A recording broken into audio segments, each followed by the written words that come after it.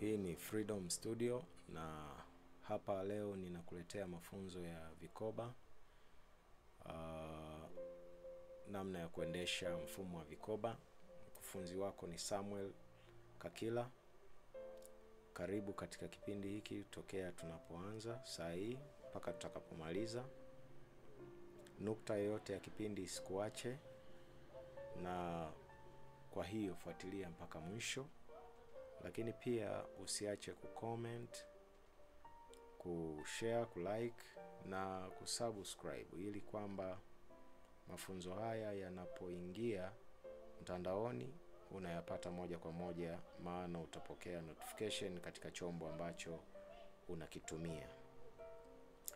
Ratiba ambayo tutakuwa nayo ni ya siku ya Jumatano kila wiki, kwa maana ya wewe kupokea mafunzo haya siku ya Jumatano kila wiki. Na mwanzo tulianza hapo katikati, tulisitisha kidogo kwa sababu ya masuala ya kiutaratibu na yaliyokuwa nje ya uwezo wetu kama wiki mbili hivi, lakini sasa tutaendelea na tutaendelea kwa muendelezo na kwa mfululizo. Kwa hiyo usiache kufuatilia kwa sababu kipindi kitakujia kila siku ya Jumatano.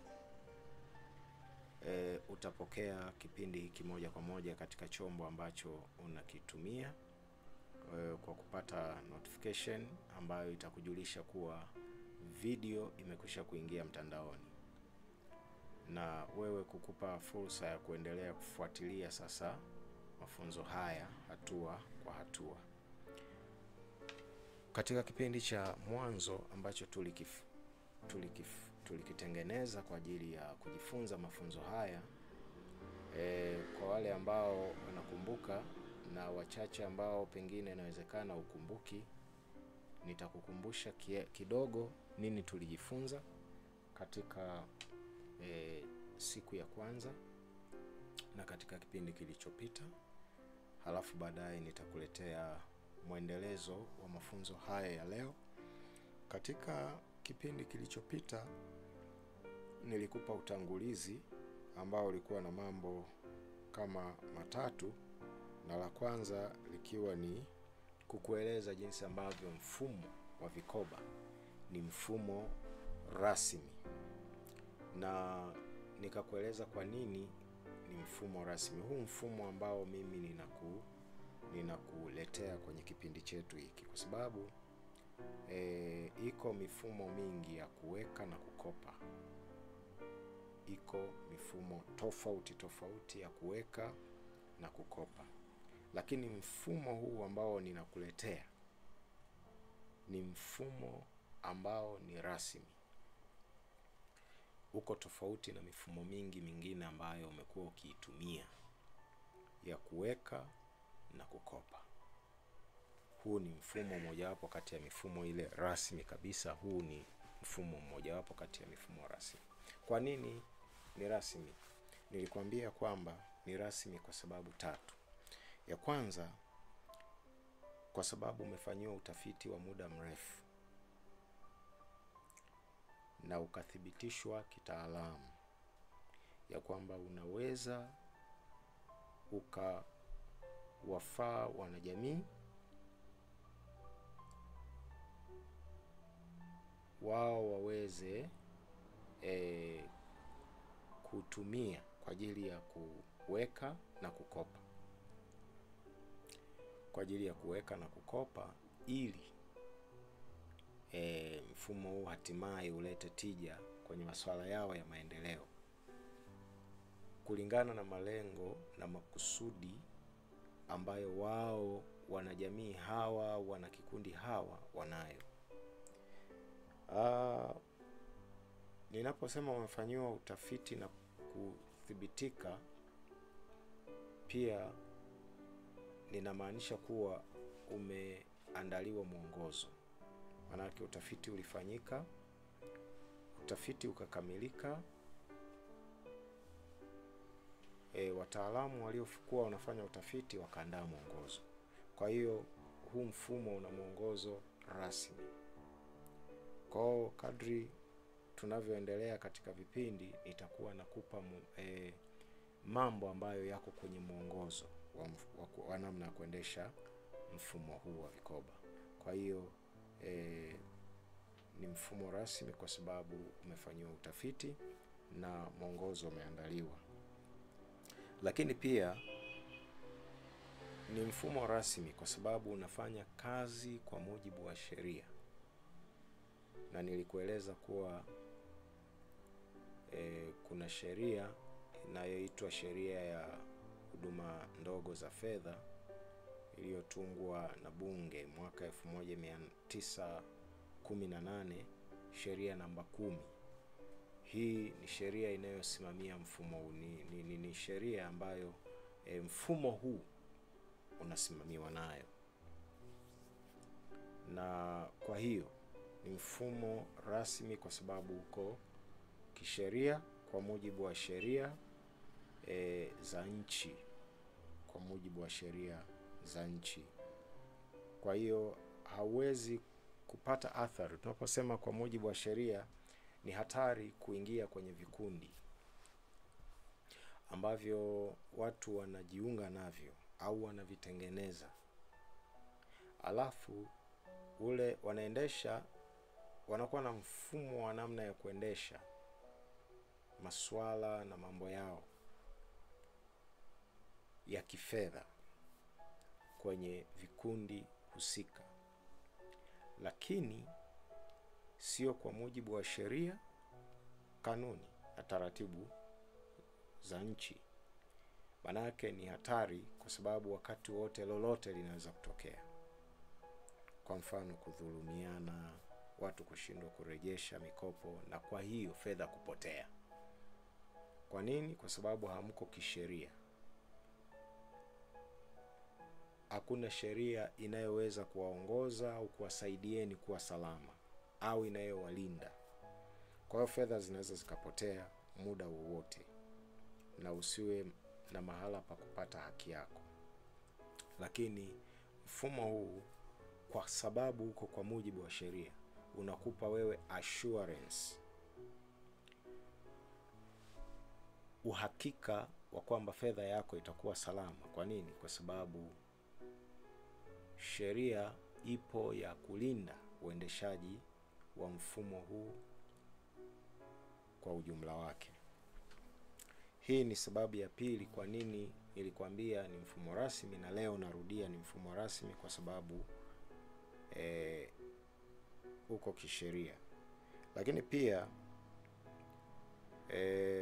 ni mfumo rasmi kwa sababu mfumo wenyewe, mwongozo wake unatoa maelekezo na mwongozo wa kusajiliwa, kwa maana ya mfumo kusajiliwa, kwa maana ya vikundi kusajiliwa.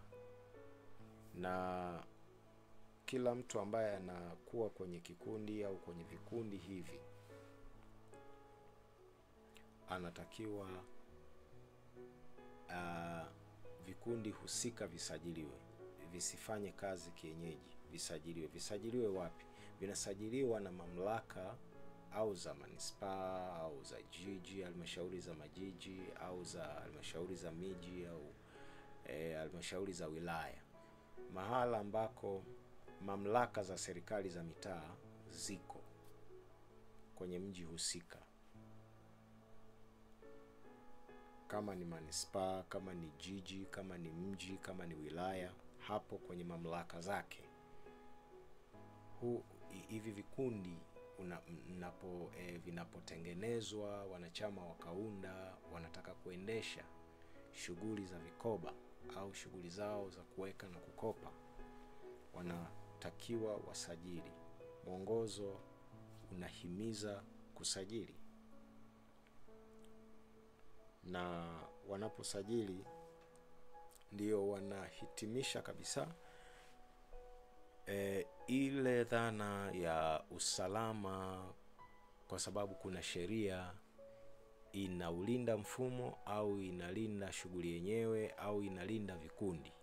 na inawalinda wanachama kwa sababu wako kwa mujibu wa sheria, na kwa sababu wamesajili, basi sheria wanakuwa wameitekeleza na sheria itakuwa inawalinda.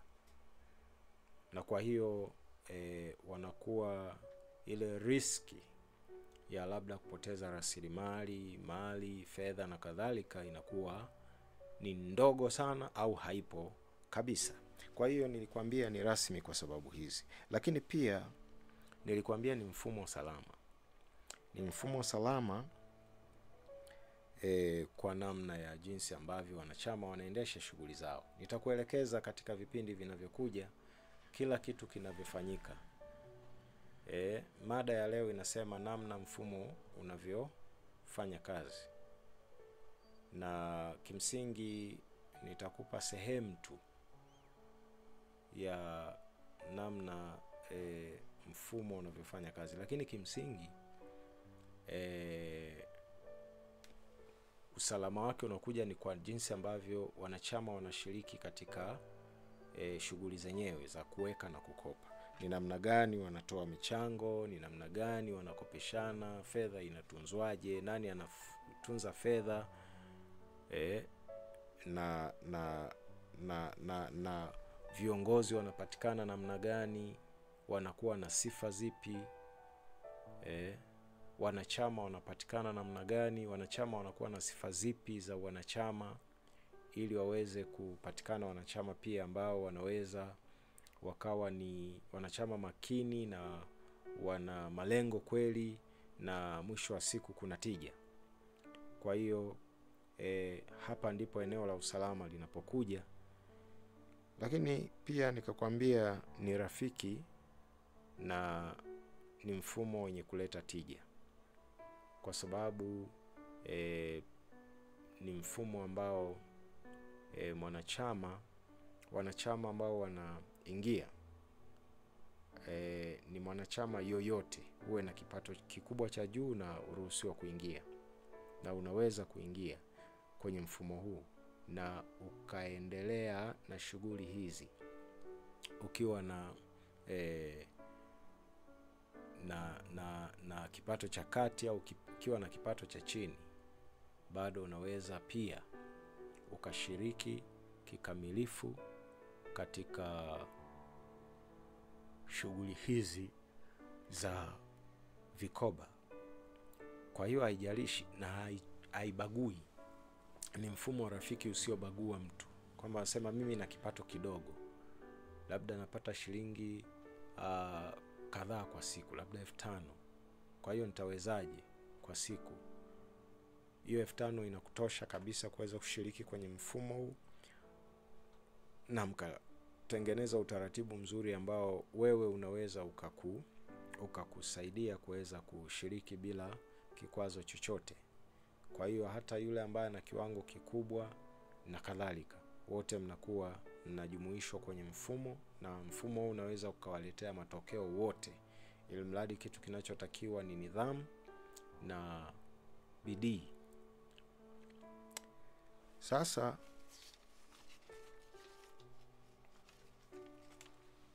nitakuletea leo tunataka kujifunza kitu gani, na kabla sijakuletea kwamba leo tunataka kujifunza nini, lakini nikukumbushe tu kwamba vikoba ni kifupi cha maneno matatu. Hapo tunaposema vikoba tunaweka V I C O B A kama unavyoona kwenye subtitle inayopita kwenye screen yako hapo.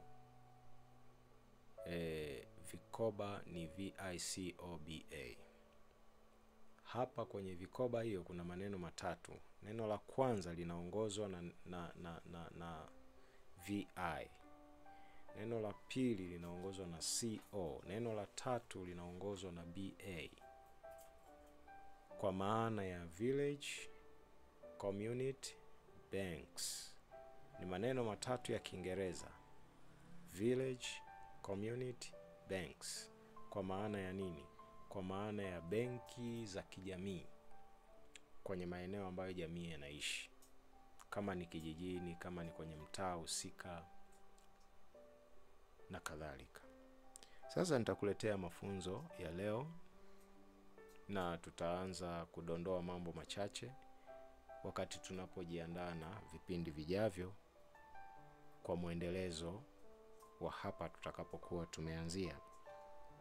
Nitakupa muundo wa vikundi, kwamba muundo unatakiwa kuwaje. Muundo wa vikundi unatakiwa kuwaje. Cha kwanza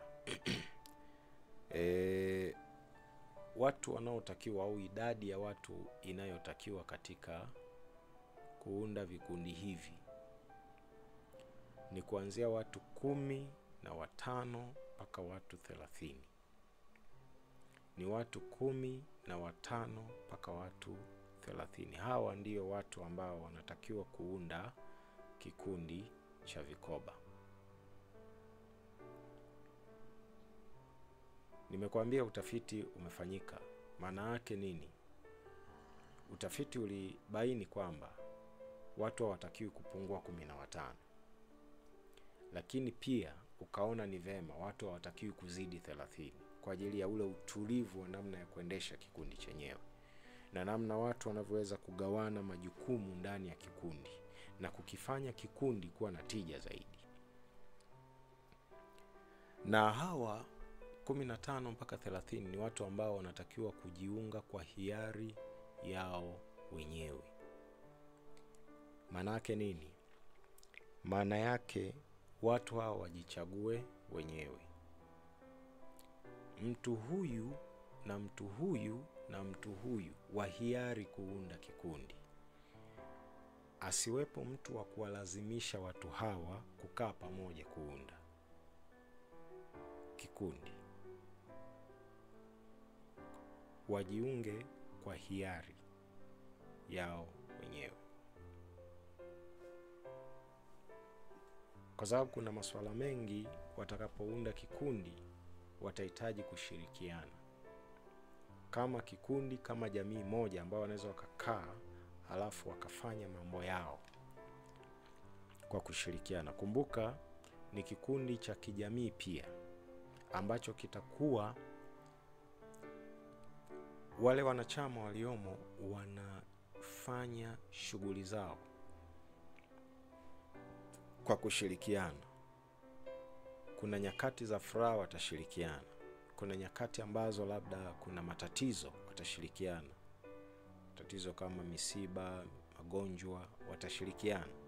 Lakini kuna wakati za furaha kama za sherehe mbalimbali tofauti tofauti pia watashirikiana. Kwa lazima watu hao wamejumuika kwa kujichagua wenyewe, kwa hiari yao wenyewe, na kuwepo kwenye kikundi kimoja kama jamii moja ambao wamejichagua wenyewe. Pia mwongozo wetu wa mfumo huu unashauri watu hawa ni watu wanaotoka eneo moja. Sio wana eneo moja kwa kuzaliwa au eneo moja kwa sababu ya ukabila, hapana. Eneo moja la eneo wanaloishi, kwamba ni mtaa mmoja au ni kijiji kimoja au ni mji mmoja. Watu hawa wanatakiwa wawe wanakaa sehemu ambazo wanatoka kwenye eneo moja kwa maana ya mji mmoja. Na kimsingi ili iwe rahisi pia namna ya kukutana katika zile siku ambazo watakuwa wamekubaliana kukutana. Kwa sababu kuna vikundi vinakutana kila wiki mara moja. Kuna vikundi vinakutana kila mwezi mara moja. Ingawaje mfumo huu na shauri sana kila wiki watu wanakutana mara moja katika siku moja, ambayo hiyo itawafanya kusimamia vizuri zaidi shughuli zao. Lakini haiwafungi wale watu ambao kwa kweli wanaona kwa nature ya shughuli zetu, kwa asili ya shughuli zetu, ni vizuri tukakutana mara moja tu kwa mwezi. Tunachagua siku moja Kwa mfano, tunachagua siku ambayo labda ni Jumatano ya wiki ya pili au Jumatano ya wiki ya kwanza ya mwezi husika. Mfano, au Jumapili ya wiki ya kwanza ya mwezi husika au Jumapili ya wiki ya mwisho. Vyovyote vile wanachama watakavyoamua. Na nisisitize hapa kwamba kinachotakiwa kikubwa kwenye mambo haya ni wanachama. Sawa, kutakuwa na mambo ya uongozi na kutakuwa na uongozi ambao utasimamia mambo kwenye kikundi, na haya nitayaongea sana katika hatua zinazokuja. Lakini nataka kusema nini? Nataka kusema kwamba wanachama wanatakiwa kuwa na sauti na maamuzi ya kikundi chao. Wanachama wanatakiwa kusikilizwa. Wanachama wanatakiwa wao ndio waamue nini ambacho kinafanyika, alafu ndipo kisimamiwe sasa na viongozi kwa namna ambayo wanachama wao wameshauri au wameamua. Kwa hata kwenye swala la namna ya jinsi ambavyo wanachama watakutana, kwamba tumeamua iwe kila wiki, labda siku moja, tunasema Jumatano kila wiki, au tunasema ni mara moja kwa mwezi, Jumapili ya kwanza ya mwezi husika. Sasa vyovyote, lakini maamuzi ambayo sio viongozi wanatakiwa wayaamue, ila wanachama waamue, viongozi wasimamie utekelezaji.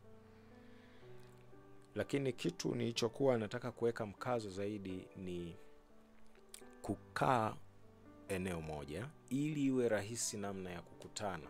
Wakisema wanakutana kila mwezi iwe rahisi, wakisema wanakutana kila wiki iwe rahisi. Na usimamizi mwingine wote wa masuala mengine yote na wenyewe kimsingi uwe rahisi. Kwa hiyo nataka nikuletee nataka nisisitize kwenye eneo la kukaa pamoja. Pia inakuwa rahisi kujua, kwa sababu kama mnakaa hamwezi mkasema, na hasa pale mnapokuwa mnaanzisha kikundi mwanzoni, hamwezi kusema mnafahamiana vizuri sana kama mtu ambaye amekuja kwenye kikundi chenu au watu ambao wako kwenye vikundi ni watu ambao wakai eneo moja, hawakai mji mmoja, hawakai mtaa mmoja, hawakai kijiji kimoja. Huwezi kusema kwamba tunafahamiana, lakini mfumo unasisitiza, na mimi kama mkufunzi nasisitiza, ni vizuri watu wakawa wanafahamiana vizuri. Kwa hiyo hata kukaa eneo moja pia ni advantage kwa watu hawa, kwa sababu watakuwa wanafahamiana vizuri zaidi. Hii ninasisitiza eneo la kwamba watu wataunda kikundi kwa hiari yao. Watakuwa nakaa pamoja kwa maana ya kukaa kwenye mji mmoja au mtaa mmoja au kijiji kimoja, lakini pia watachaguana kwa hiari yao. Jambo jingine kwenye eneo la muundo wa kikundi, inaruhusiwa kabisa watu wa makundi tofauti kuwa na kikundi kimoja, ili mradi wawe wanakubaliana, wawe wamejiunga kwa hiari yao wenyewe, wawe wanakaa eneo moja kama nilivyokwisha kusema. Lakini hata kama wana utofauti, wanaruhusiwa kutengeneza kikundi kimoja. Yaani kikundi kimoja kinaweza kikaundwa na watu wa makundi tofauti. Kwa mfano, watu wa umri tofauti, vijana wanakuwemo, watu wazima wanakuwemo, wazee wanakuwemo, watu wa umri wa makamo wanakuwemo. Lakini pia jinsi tofauti zinakuwemo, ke na me. Na haikatazwi kuunda kikundi ambacho kitakuwa kina watu wa jinsi moja, kwa maana wote ni ke, au kwa maana wote ni me. Haikatazwi, lakini inaruhusiwa kuwa na kikundi cha watu wa jinsi moja, au kuwa na watu wa jinsi labda ke au me peke yao. Lakini pia kuwa na mchanganyiko inaruhusiwa, maana yake wanawake na wanaume wakawemo wote kwa pamoja. Lakini pia kuna makundi maalum, kuna walemavu na ulemavu, watu wenye ulemavu wanatofautiana. Lakini wote hawa kama ni watu ambao wanaweza wakafanya shughuli za kikundi, wanaruhusiwa kuchanganyika na kuwemo kwenye kikundi. Kwa hiyo watu wa makundi tofauti tofauti wote wanaruhusiwa kuwemo. Na kwa mfano watu wa dini tu wanaweza kuwepo Waislamu na Wakristo kwenye kundi moja pia. Kwa hiyo mchanganyiko huu unaruhusiwa, ili mradi ni watu ambao wamejiunga, wana lengo moja, waaminifu, na ambao wataitunza nidhamu ya kikundi na watafanya kazi zao kwa bidii na tija itaonekana. Sasa utaratibu wa jinsi ya kuanza.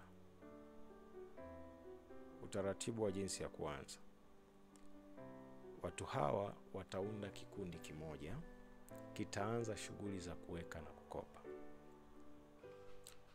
Kwa maana ya kununua hisa, baadaye nitakufafanulia vizuri mifuko itakayo kuwepo na namna gani ya kufanya kwenye kila mfuko. Lakini kwa sasa hivi nakwambia tu kuna mifuko mikubwa miwili.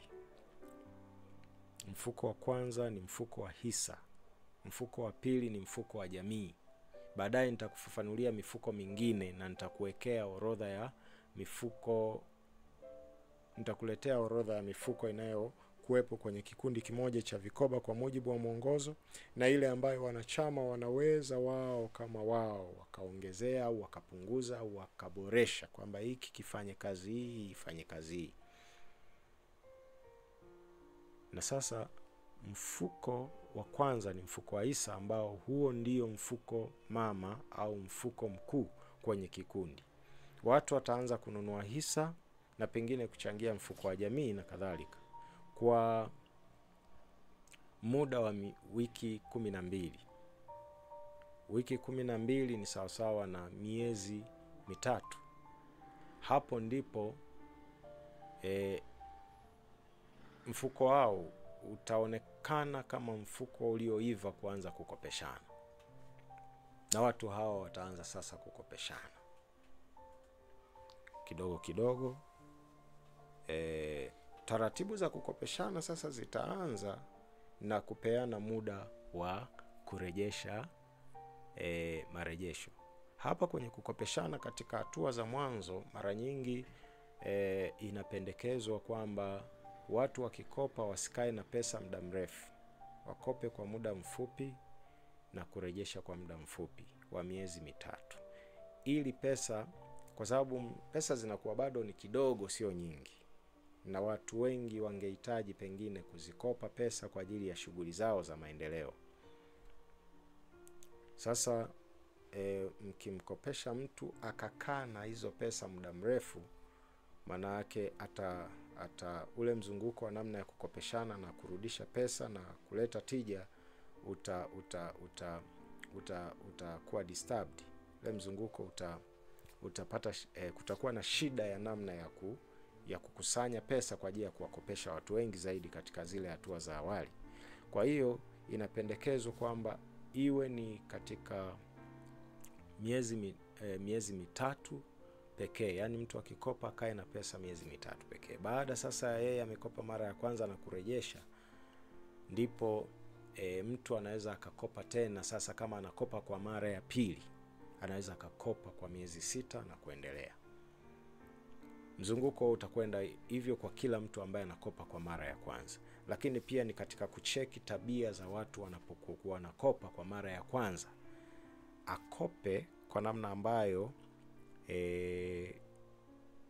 tuna uhakika kwamba huyu tabia zake ni hizi. Ndani ya kipindi cha miezi 3 amerudisha, ndani ya kipindi cha miezi 3 amerudisha. Kwa hiyo kama ndani ya kipindi cha miezi 3 angalau tutakuwa tunajua kama watu wamekopa na wamesharejesha, tunakuwa tunajua kwamba hakuna matatizo yanayojitokeza. Ingawaje wakati mwingine matatizo yanajitokeza baada ya muda mrefu, ndipo mtu anaweza akakopa alafu akashindwa kurejesha. Lakini kimsingi hapa mwanzo ni vizuri tukampa mtu hela akakaa nayo muda mfupi, tukaona amerejesha. Kwa tukawa tunaendelea kujenga imani kwa mtu kwamba kumbe watu tulionao ni watu sahihi kwenye kikundi. Na wataifanya hii shughuli ya kukopa, kuweka na kukopa watu hawa kimsingi bila kutegemea wafadhili. Bila kutegemea wafadhili. Kwa leo nakomea hapa. Point itakayoanza katika kipindi kinachofuata itakuwa ni hii niliyoishia nayo, ya kuanza kuweka na kukopa, kwa maana ya kuweka na kutunisha mfuko na kufika katika hatua ya kuivisha mfuko, kwa maana ya kufanya mfuko kuwa tayari kuanza kukopesha bila kutegemea wafadhili. Hii nitakueleza katika kipindi kinachofuata. Kwa hiyo kaa mkao wa kujifunza, kaa ukiwa tayari kupokea madini mengine muhimu sana kwa ajili ya somo hili katika kipindi kinachofuata. Ni mimi mkufunzi wako Samuel Kakila. Kipindi chetu kilikuwa ni mafunzo ya uendeshaji wa mfumo wa vikoba, na mada ya leo ilikuwa ni namna ya kuendesha mfumo wa vikoba na namna unavyofanya kazi mfumo wa vikoba, kutoka hapa Freedom Studio. Karibu sana.